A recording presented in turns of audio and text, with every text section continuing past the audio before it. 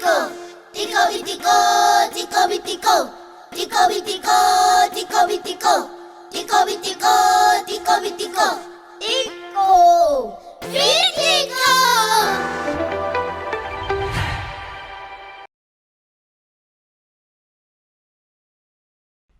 Selam. Bitiko'ya. ሰላም ሰላም ሰላም ሰላም ሰላም ማለት እኛ ሰፈር ያለችውን ሰላም ነው እንዴ? እሺ እናንተ ክፍል ያለችውን ሰላም? የትኛዋ ሰላም እንዴ? ድቡልቡሏ ሰላም ልበልሽ? አይደለም እንትኗ የትኛዋ? ጠፍጣፋዋ። ኧረ ቢቲኮዬ ሰላም እኮ መገለጫ የላትም ብዬ ነው የትኛዋን ሰላም ነው ብዬ ጠየቅኩሽ። እና እኔም እኮ ልፈትን ነው ጢቆዬ። እና እኔ ማሳድጋቸው እርግቦች አላየሻቸውም? ሰላም አንድ ስላት አቤት ብላ አንዷ እርግብ፣ ሰላም ሁለት ስላቸው በቁጥር ነው የሚመጡት። የምሬን ቢሆንልኝማ በምን ደስታዬ። የቢልጮ እርግቦችም ስም እኮ አላቸው ጢቆዬ።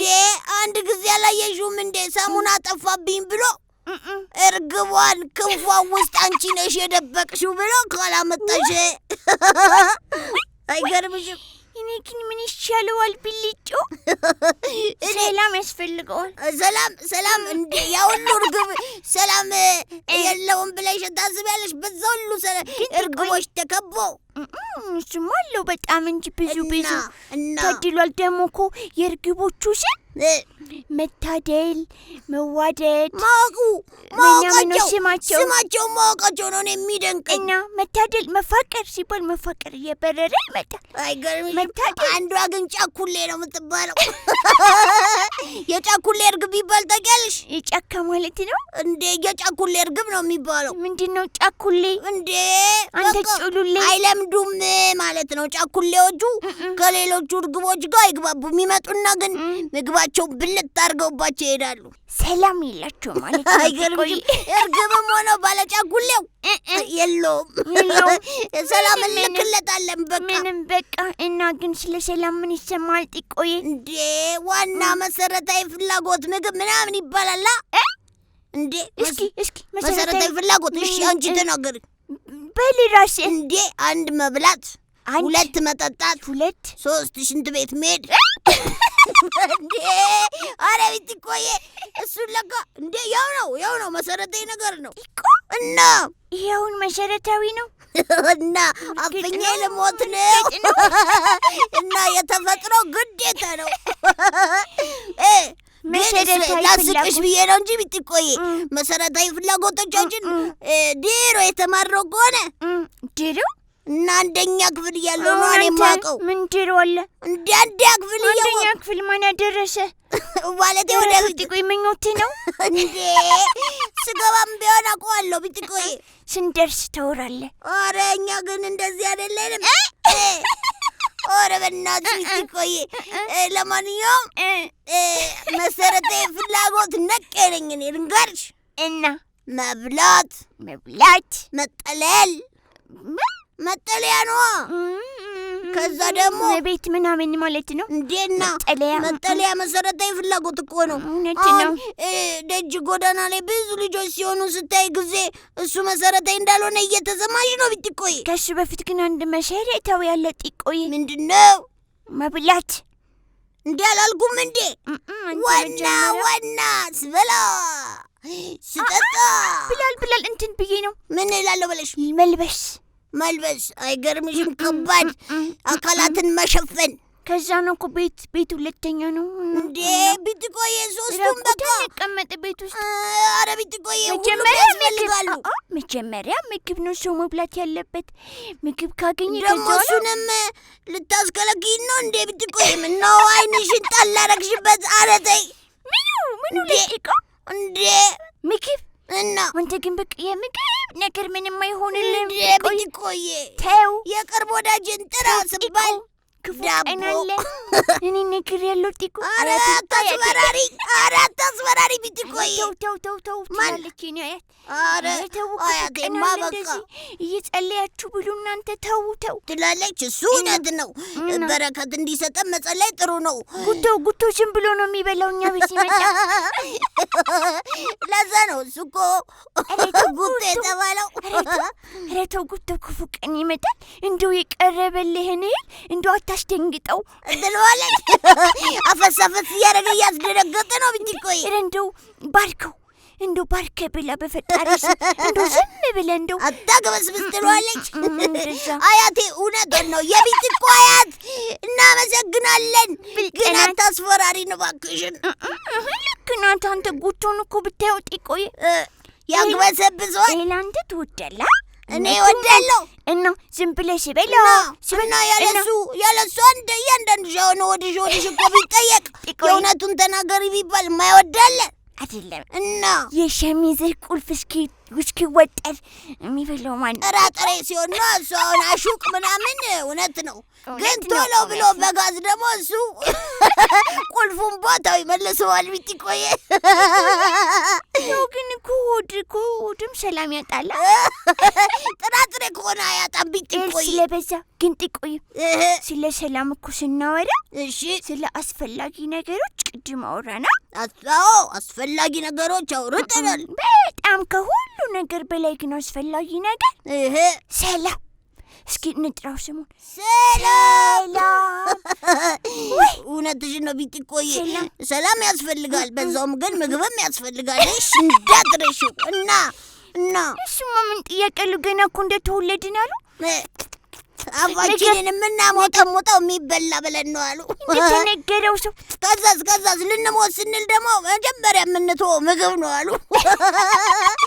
እና ጢቆይ ሆዴን አሳዘንከው። እንዴት ባልተወኩት ብለሽ? አይደለም አንቺ ያልታወቀብሽ አይደለም። ስለመጨረሻው አታውራ። እንዴት ሞትም ስንል እንዴት ይቀርልናል? ወደ መጣሁበት ብዴሬ እና እስክመለስ በክብር የሚል ያዋቂ ዘፈናል። ብዙ ቀን ነው መኖር የምፈልገው ጢቆ። እንዴ ቢትቆይ፣ ከሁላችንም መኖር ካለብን ውጭ አንኖርም። ስለዚህ በምንኖር ጊዜ መልካም መሆን፣ ሰላም መሆን፣ እርስ በርስ መተሳሰብ፣ ገና ለገና ነገ ሌላ ይመጣል ብለን መንቦቅቦቅ አያዋጣም። ያለብን በስነ ስርዓት ዛሬን እየኖርኩ ነው ወይ፣ ቤተሰቦቼን ታዝዣለሁ ወይ፣ መልካም ሰው ነኝ ወይ? ምንድን ነው የሚያስቅሽ? የአያቴ ጓደኛ ትዝ ብሎኝ ነው ስታወራ። እናንተ ቤት ግን ቢትቆይ መቆደኒያ ሆኗል በእኛ። ባለፈው እንኳን አመስግነነዋል ነበር። በቃ እነ ቢትቆም ቤት ጎራ ብትል ብዙ ታገኛለህ።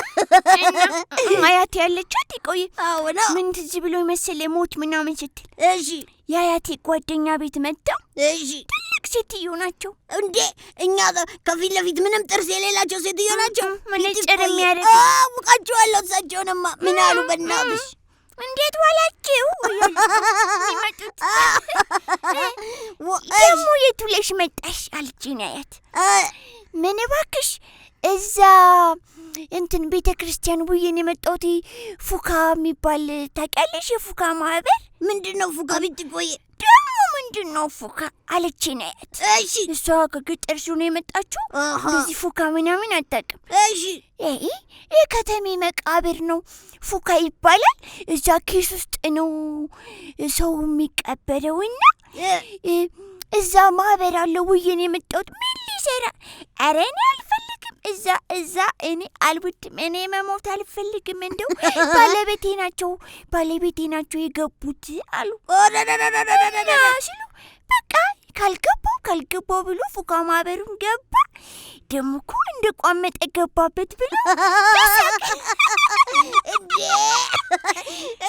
እንደው ሰው በቁሙ እንዴት እንደዚህ ያሰራል? ኧረ እኔ ስሞት እንደው ያችን አንድ ክንድ መሬት አይሰኝ ብላ አይገርምሽም? ቢትቆይ አፈር ብላ ምርቃት ሆኗል ሲሉም ሰምቻለሁ። እንደሱማ ካልሽ እና አሁን ምን ሆኗል አሉ እንዴ? ፉካ ብላ እኛም ቤት ሲያወሩ ሰምቻለሁ። ትልልቅ ሰዎች ግን ለምንድን ነው አጠገባቸው ልጆች እንዳሉ ሳጣሩ ዝም ብለው ፉካ ቡካ እያሉ መቃብር እያሉ የሚያወሩት? እሱ ብቻ አይደለም ግን እናትና አባት ራሱ ሲነግረኝ እንትና ላይኛው ሰፈር ያለው ልጅ እንኳን ጭንቅሎ እነሱ ቤት እናትና አባት ሲጨቃጨቁ ራሱ ልጆች ያሉ ቢትቆይ ይሄ እኮ በጣም ከባድ ነው ጢቆዬ። በጣም ከባድ። ሰላም ነው የምንፈልገው ጢቆዬ። ልጆች ሰላማዊ ጭንቅላት ይዘው እንዲያድጉና ነገ መልካም ነገር ብቻ እንዲዘራባቸው እንጂ ጭቅጭቅ ምናምን ሊሰሙ ነው። ጸብ ምናምን አያስፈልግም ጢቆዬ። አይገርምሽም? ሁል ጊዜ ማለት ነው ሰላም አባቴ ሲያወራ አባቴን ታውቀው የለ? ያንቺ አባትማ እና ደስ ሲሉኝ የሰፈሩ ልጆች በሙሉ እሳቸውን እኮ ሰላም ሳይል የሚያልፍ የለም። እና ሰላማዊ ሰው እኮ ታዲያ ለዛ እኮ ነው ሰለሞን የተባለው። ሰላማዊ ማለት ነው። ኧረ ቢጢቆዬ ተነተንሽ ዘው የአባትሽ ስም እና ምን እንደሚል ታውቃለህ? እሺ ምን ይላሉ? እንደዚህ ይላል፣ ሰላም በምንሰማው ነገር ወደኛ ይደርሳል። ሰላም በምናየው ነገር ወደኛ ወደ ጆሮአችን ይገባል። ሰላም ደግሞ በምንበላው ጤናማ በሆነ ነገር ወደኛ ይመጣል።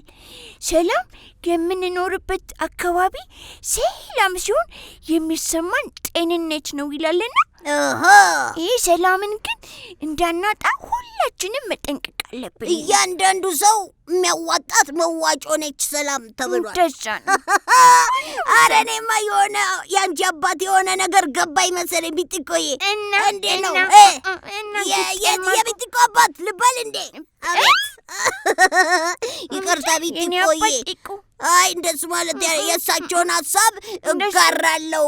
በእሳቸው አስተሳሰብ ደስ ይለኛል ልል ፈልጌ ነው። አይደለም አባቷ ነኝ ካልካይ አንድ ነገር ጠይቃለሁ። ጠይቂኝ መልሳለሁ። ምን ችግር አለው? አባቴ። አቤት። ያኛውን ነገር ግዛልኝ። እሱኛው እንኳን ለዛሬ ሰላም ስለሌለ የለው። አንቺ ግን አባትሽ እንዲህ እያልሽ ነው የምታስቸግሪው። አባቴ እንዴ አልፈልግም። በቃ ሊቀመጥ አልፈልግም። አባቴ እንዴ ጤና ታስጠናኝ። አባቶች ስንት ጉድ ችለዋል። አባቴ እሽኮኮ ነይ የኔ ልጅ እሽኮኮ አባቴ ወጠማኝ። ዋ ጠጪ ከቧንቧ። አይ አባት መሆን እኮ በጣም ከባድ ነው። አይገርምሽም? ትልቅ የቤት ስራ ነው ቢጢቆዬ።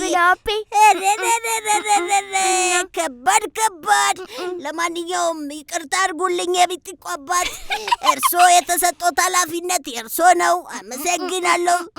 የሰላም አባት በመሆኖትም ደስ ይለኛል። በጣም ጢቆዬ። አንተም ደግሞ የኔ ጓደኛ ስለሆንክ አባቴ አይደለም ጓደኛ ነኝ እኔማ። ጓደኛ ስለሆንክ በጣም ደስተኛ ነኝ ጢቆዬ። አንተ ግን ምንድን ነው ሰሞኑን ግን የሆነ እየወፈርክ ነው። እንዴት አባት መሰልኩ እንዴ?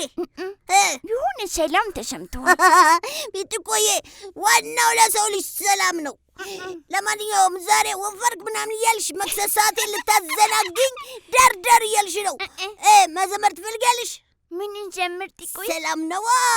ሰላም ታዲያ የትኛውን ሰላም? ብዙ ሰላም ለህፃናት ሰላም፣ ህፃናት ለሰላም ካልሰፈነ ሰላም ደስታችን አይሞላም። ሰላም ለህፃናት ሰላም፣ ህፃናት ለሰላም ካልሰፈነ ሰላም ደስታችን አይሞላም። የኢትዮጵያ ልጆች ጸብን አስወግደን እንደግ በደስታ በፍቅር ተወደን።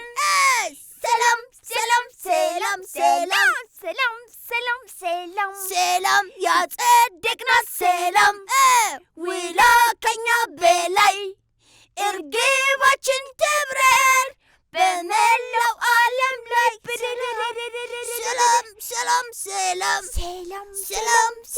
ሰላም ጢቆ ወይ የቢጢቆዬ ሰላም ሁንልኝ። ሰላምሽ ይብዛ ቢጢቆዬ። ሰላሜን ይዤ ወደ ቤቴ። አሜን። ሰላም ጢቆ ቢጢቆ ጢቆ ቢጢቆ ጢቆ ቢጢቆ ጢቆ ቢጢቆ ጢቆ ቢጢቆ ጢቆ ቢጢቆ ጢቆ ቢጢቆ ጢቆ ቢጢቆ